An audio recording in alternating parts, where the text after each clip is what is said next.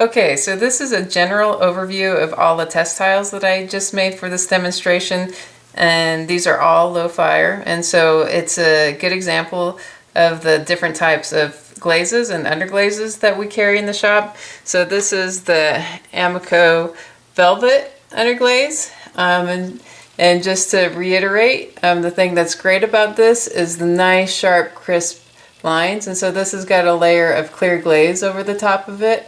And so basically you can do tight patterns, you can do painterly things with it.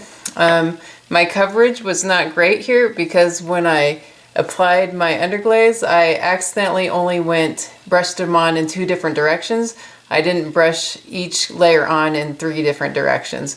If I would have done one more different direction, it wouldn't have looked quite so basket weave-ish.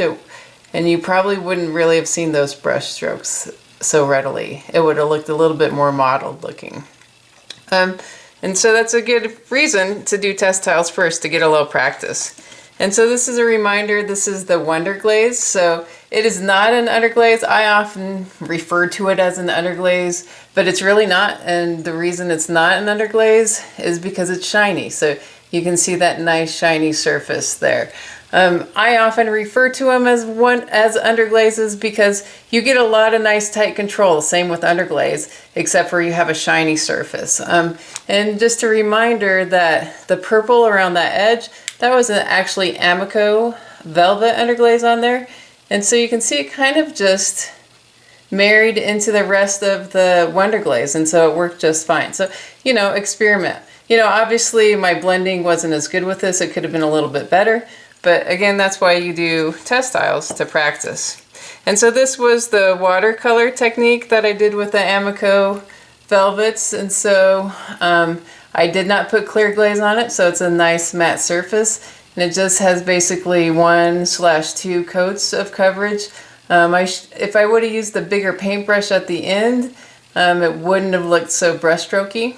And so then this is the other. It's still the watercolor effect that I did with this, but with this one I used the Underglaze in the pink in the middle, and so the purple is the Amico Velvet, and then the pink is the Underglaze, and so that's why it's got that shine to it, which is kind of a nice contrast. And then these are the Duncan commercial glazes that we carry, and so you'll notice you'll have some good line work, but they're not as crisp as the Underglaze. They're a little bit softer. You get some pretty good control, and they're also nice and glossy. And then this here is our shop glaze. And so I really should have done a better job, especially on this other side here, of making a straighter line. This side I did somewhat better of a job, but you'll notice these glazes flatten out really nicely.